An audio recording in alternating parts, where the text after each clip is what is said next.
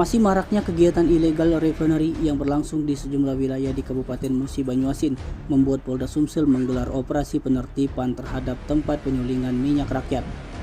Gelaran itu berlangsung mulai hari Senin tanggal 20 bulan 11 tahun 2023 hingga Kamis tanggal 23 bulan 11 tahun 2023 yang terfokus di Kecamatan Bayung Lincir, Kecamatan Kabupaten Ogan Ilir.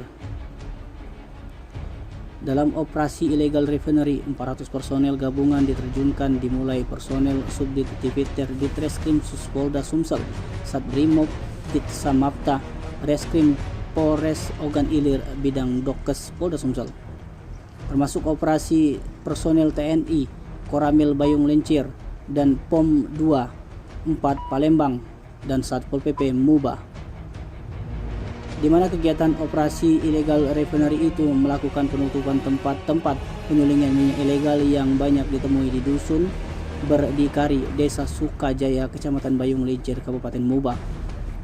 Menurut Kapolda Sumsel Irjen Pol Albertus Rahmat Wibowo, operasi ilegal refinery ini merupakan tindak lanjut Polda Sumsel atas banyaknya laporan masyarakat.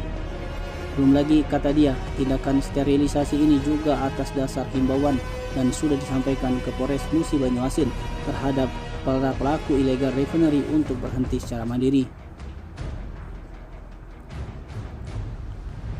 Kapolda Sumsel sendiri juga memantau langsung kegiatan pembongkaran tempat penyulingan minyak tersebut.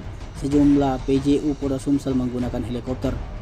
Terkait pembongkaran ini, tim gabungan operasi ilegal refinery ini menggunakan 2 alat berat guna pembongkaran.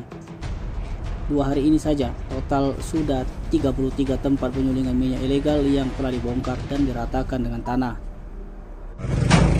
Terhadap tempat-tempat pengolahan minyak ilegal atau refinery ilegal di desa ini, menurut keterangan Pak Kades, ada 33 tempat. Hari ini sudah ditemukan baru 3, nanti masih ada 30 tempat lagi. Dan 3 tempat yang ditertibkan ini pun sudah tidak beroperasi. Tim Liputan Sumsel ABTV melaporkan.